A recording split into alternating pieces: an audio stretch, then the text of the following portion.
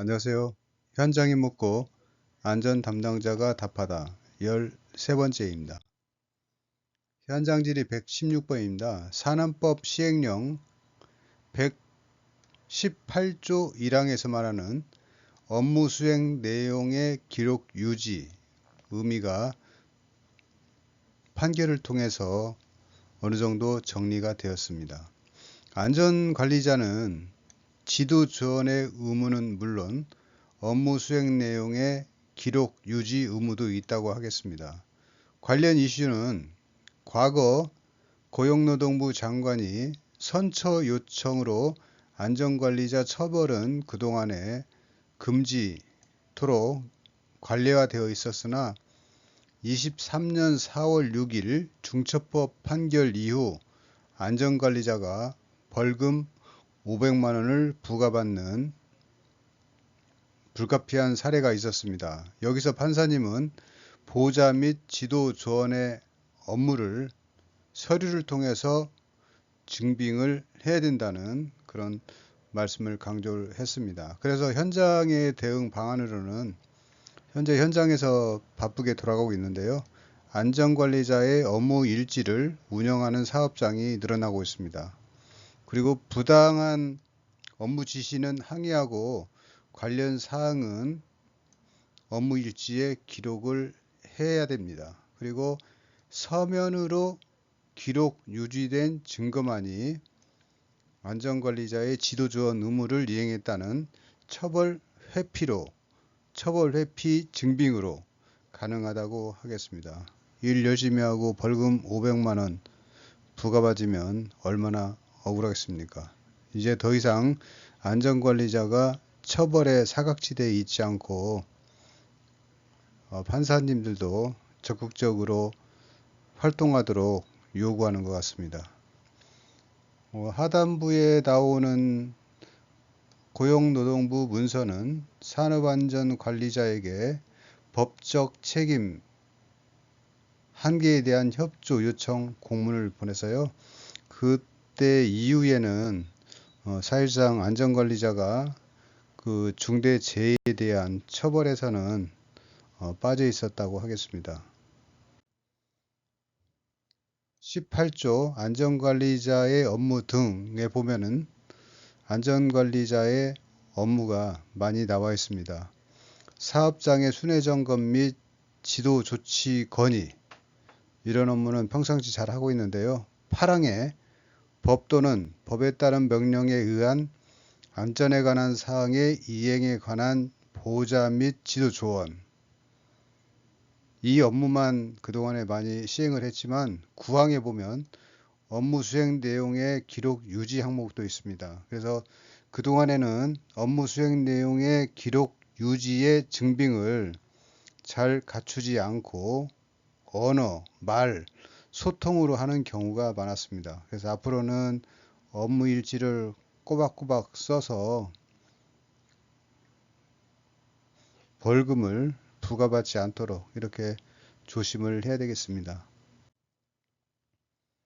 현장 질의 117번. 현장에서 각종 물질을 혼합시켜 사용하는 경우 물질안전보건자료의 작성 주체는 누구일까요? 산안법 10조에 따라서 MSDS 대상 물질을 제조하거나 수입하는 자가 물질안전보건자료의 작성 주체입니다.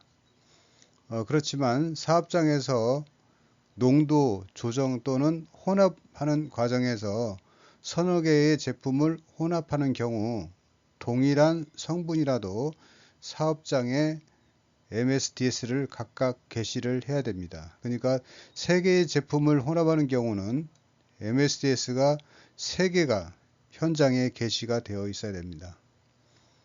참고로 물질안전보건자료를 종이 형태로 게시지 않고 현재 키오스크나 전산 설비로 게시하는 사업장이 많이 늘고 있습니다. 그럴 때 유의사항은 작업자가 쉽게 접근할 수 있는 장소에 설치하고 관련 프로그램이 오동작하거나 전원이 나갔을 때 검색하는 방법도 개시하거나 주기적으로 교육을 시켜야 되겠습니다. 현장 질의 118번. 직장인의 건강 관리는 무엇일까요?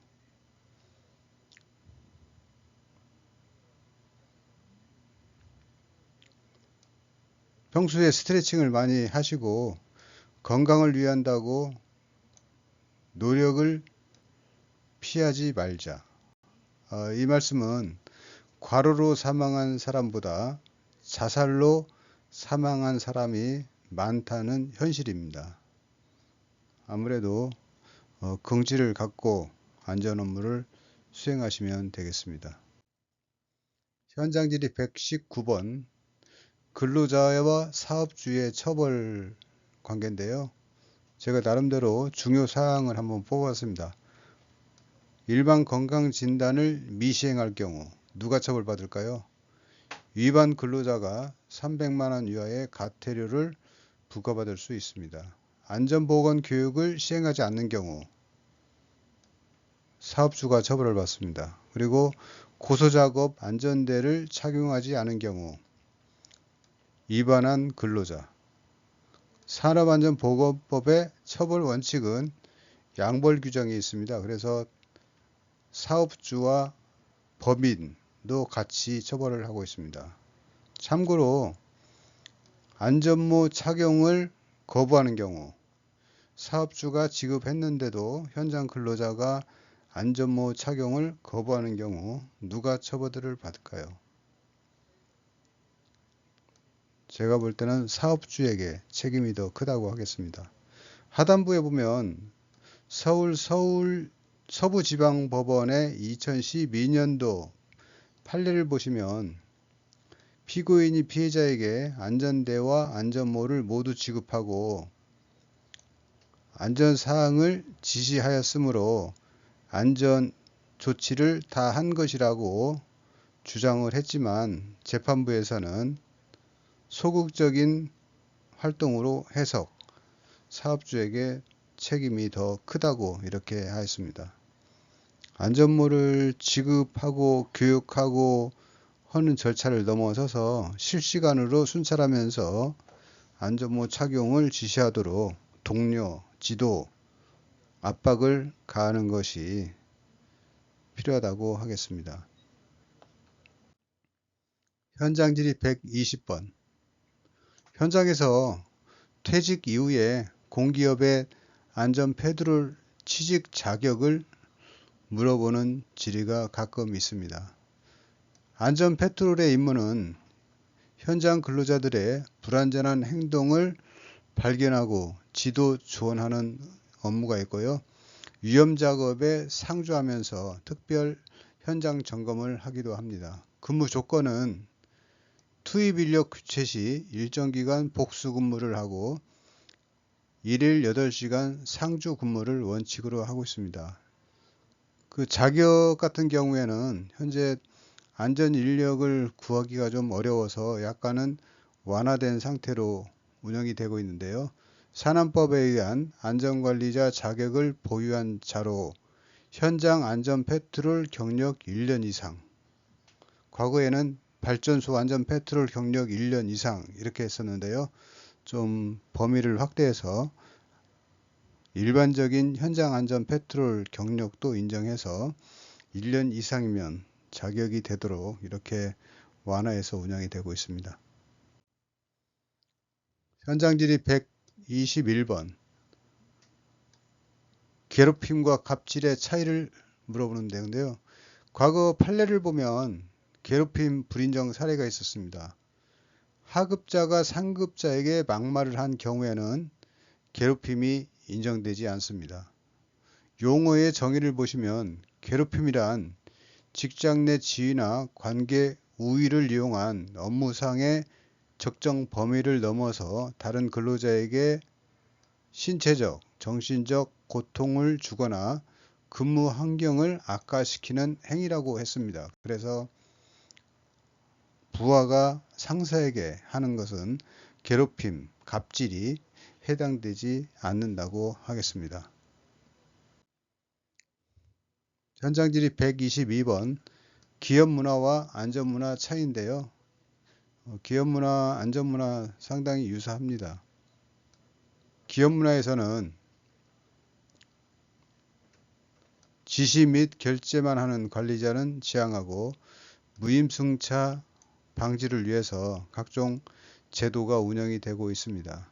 그렇지만 안전 문화 같은 경우는 실질적인 재산상의 손실 및 인명 피해가 끼치기 때문에 규정을 어기는 경우에도 경영에 도움이 되거나 수익을 끼쳤더라도 처벌을 하고 있습니다. 그래서 안전 규정을 어기면은 그 파급 효과가 좋았었다고 하더라도 처벌을 하도록 이렇게 하고 있고요. 안전 수칙을 위반해서 신고한 경우는 포상하지만 자진 신고하지 않고 재해로 이어지는 경우에는 일시 작업 중지를 통해서 제재를 가하고 있습니다. 다양한 안전 환경에 대응한 자율 안전이 유지되고 있고요. 이 과정에서 현장에서 다소 어려움은 있지만 안전 문화를 지속적으로 향상시키는 것이 산재 예방을 위한 기본적인 방법이라고 하겠습니다. 현장 질의 123번 안전관리 등급제의 평가 대응 사항입니다.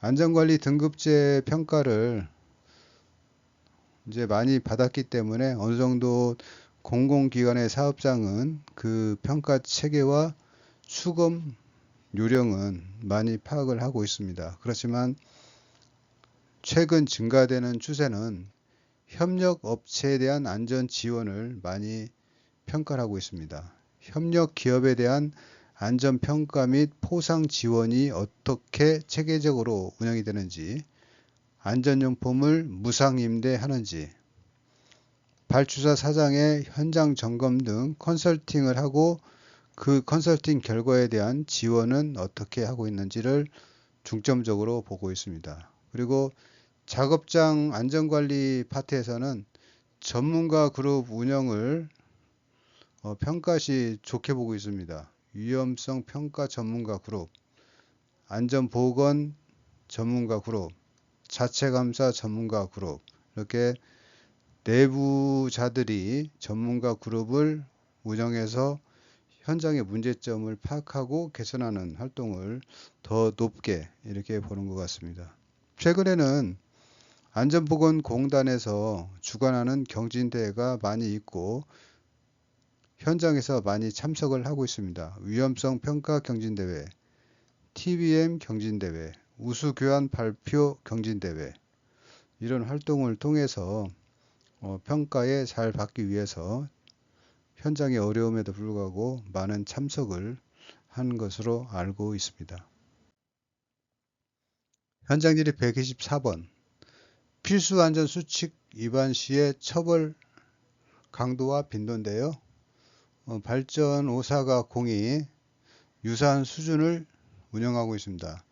안전 수칙 위반 횟수는 2회에서 3회 정도를 기준으로 이 범위를 초과했을 때는 당해공사에 퇴출되거나 3일 작업 중지를 하거나 전 사업장에서 출입을 하지 못하도록 강력한 제재를 하는 것도 있다고 하겠습니다. 사업장 특성에 맞게 운영되는 것이기 때문에 그 해당 사업소에 가면은 반드시 필수 안전 수칙이라고 있습니다. 그 수칙은 지키셔야 맞벌이가 가능한 것으로 이렇게 판단이 됩니다. 현장 질의 125번입니다. 배터리의 소화 방법을 제가 정리를 해봤습니다. 납축전지 같은 경우 지하 전산실에 위치해 있고 가스 소화기를 쓰거나 스프링쿨러 설비를 통해서 소화를 하고 있습니다. 리튬 이온 같은 경우는 지하 1층에 위치되어 있고 캐비넷형 소화기를 쓰고 있고 서버실에는 가스 소화 약재를 쓰고 있습니다. 축전지, 배터리별로 약간은 다른 소화 설비를 사용을 하고 있습니다. 참고로 리튬이온 2차 전지는 열 폭주 현상으로 화재 초기 진압이 어렵고 유독가스가 발생해서 손상을 미치기도 합니다. 전기차의 화재 진압은 차량 전체를 덮어 씌운 질식 소화가 가장 유리한 것으로 알려져 있습니다. 배터리 종류 같은 경우는 리튬이온, 니켈 금속 하이라이드, 납축전지 이렇게 종류가 여러 가지가 있습니다. 앞으로는 배터리에 대한 소화 기술도 많은 발전이 있을 것으로 이렇게 예상이 되고 있습니다. 현장 질의 126번입니다. 재판과 조사가 다른 점인데요. 재판은 객관적인 진실은 증거로 인정하고 진실보다도 증거 효력이 우선합니다. 그래서 주장하지 않으면 권리는 무시되는 특성이 있고요. 조사 같은 경우는 처벌이 목적이 아니고 산재 예방 활동이 목적이기 때문에 증거 효력에 관계없이 진실을 파악하는 것이 우선입니다. 그래서 일관된 자료를 관리해서 조사를 하게 되고요. 증거 효력이 없는 자료도 조사에 활용하도록 이렇게 하고 있습니다. 최근은 사고 조사의 독립성을 보장하기 위해서 각종 공단의 점검 결과나 안전보건 활동 과정의 점검 결과는 재판에 반영할 수 없다는 멘트를 포함해서 그 결과를 발행하기도 합니다. 사고 수사는 형사처벌을 목적으로 하고 있는 관계로 잘못해서 형사처벌을 하는 일이 발생하지 않도록 여러 브레이크 장치가 마련되어 있다. 예컨대 법률에 정해져 있지 않은 행위는 처벌할 수 없는 것, 결과와 상당 인간관계 요인 외에는 원인으로 인정되지 않는 것 등을 고려해서 형사적 처벌을 하고 있습니다. 그렇지만 사고조사는 재발 방지에 기여하는 대책 수립이 목적으로 되어 있으므로 그 목적에 근접할 가능성이 있다고 인정되면 모든 것을 원인, 대책으로 채택할 수 있다는 서울과기대 교수님의 말씀을 따왔습니다. 현장 질의 127번 조상들의 내진 설계인데요. 조상들이 과거에도 내진 설계를 적용을 해 왔습니다. 불국사의 아치형 다리가 대표적인 사항인데요. 하부 오른쪽 그림의 하부는 역사다리꼴로 아래로 무너지지 않도록 이렇게 시공을 했고요. 이 상부의 다리는 사다리꼴로 다양한 방향에 힘이 작용되어도 무너지지 않게 시공이 되어 있습니다. 그래서 불국사가 각종 지진에도 피해를 입지 않는 것으로 한 초등학교 학생에 의해서 발견이 되었다고 합니다. 현장 질의 128번 안전인증 프로그램의 종류 및 혜택인데요. 화재안전등급 지정제는 국가화재평가원에서 운영을 하고 있습니다. 이 등급으로 지정이 되는 경우에는 소방시설 종합점검이 면제되고 화재안전조사가 2년간 면제되도록 이렇게 하고 있고요. 공간안전인증은 한국안전인증원에서 인증을 받도록 이렇게 하고 있습니다. 인증은 3년간 유효하도록 이렇게 하고 있고요. 각종 혜택은 화재안전조사 면제, 소방 종합 정밀점검 면제, 대한민국 안전대상 가점 이렇게 운영이 되고 있습니다.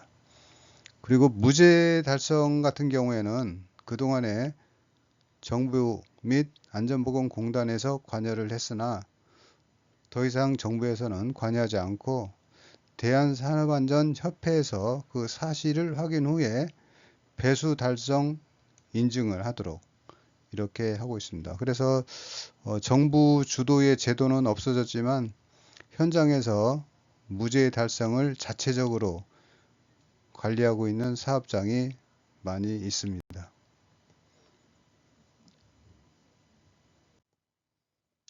현장지리 129번 미래노동 개혁 포럼에서 경영자 총협회의 의견이 있었는데 이 의견을 한번 소개를 해보도록 하겠습니다. 24년 9월 23일 미래노동 개혁 포럼이 있었는데요. 경총의 의견으로는 헌법상 유연 소지 여부는 차치하더라도 법률과 시행령, 정부의 해설서만으로는 중처법에 애로사항이 있다고 하겠습니다. 특히 4조와 5조에서 같은 보호 대상을 놓고 의무 주체를 다르게 규정한다든지 안전보건 관계 법령 범위가 지나치게 포괄적이고 불명확하다는 의견이 있었습니다. 그리고 발주자와 도급인을 구분하는 규정이 다소 불명확해서 산안법상 위반 판결이 엇갈리고 있는 사항입니다. 인천항만공사의 사례를 들었는데요. 이는 도급인과 건설공사 발주자의 개념을 합리적으로 합리화해달라는 경총의 의견입니다. 저도 같은 생각이 들고 있습니다. 그 사항과 관련해서 잠깐 정리를 해보았습니다. 현장지리 130번에서 발주자의 중처법 판결 논리를 정리를 해보았습니다. 원심에서는 항만군사 관계 수급인 근로자가 관문 하부에서 바닥으로 H빔을 내리는 작업 중 추락사한 사건인데요. 원심에서는 건설공사 도급인으로 판단해서 유죄를 내렸습니다. 판사님의 말씀은 법리보다는 법 감정이 우선한다는 그런 취지로 여론에서 해석을 했고요. 판사님은 안전작업 허가 및 공정회의 참석 등 해당 사업을 사실상 지배 및 관리하였다고 인정했고요. 시공을 주도하여 총괄 관리하는 지위에 있었다고 이렇게 해석을 했습니다. 그래서 실행보다는 실행 지휘를 더 중요하다고 판단했습니다. 그렇지만 23년 9월 달에 항소심에서는 반대의 의견을 내놓았습니다. 그래서 건설공사 발주자로 판단해서 무죄 석방하였습니다. 이 판례의 여론의 의견은 고용노동부의 지침보다 법리가 우선한다는 내용이 되겠습니다. 공사를 직접 시공할 수 있는 면허가 없어 도급한 것이며 시공을 주도하여 총괄 관리하는 지위에 있지 않아 도급인으로 인정할 수 없다고 하였습니다. 즉 발주 계약에 의한 발주자의 업무는 허가 승인 또는 공정회의 참석인데 이 업무를 수행하는 것은 시공을 주도하여 총괄 관리하였다고 볼 수가 없는 순수한 산재 예방 활동으로 인정을 하였습니다. 참고하시면 되겠습니다. 이 사항은 24년 12월 달이면 대법원 판례가 나올 것으로 판단이 됩니다. 예, 이상 현장이 묻고 안전 담당자가 답하다 13번째 말씀을 드렸습니다. 예, 고생 많으셨습니다. 수고했습니다.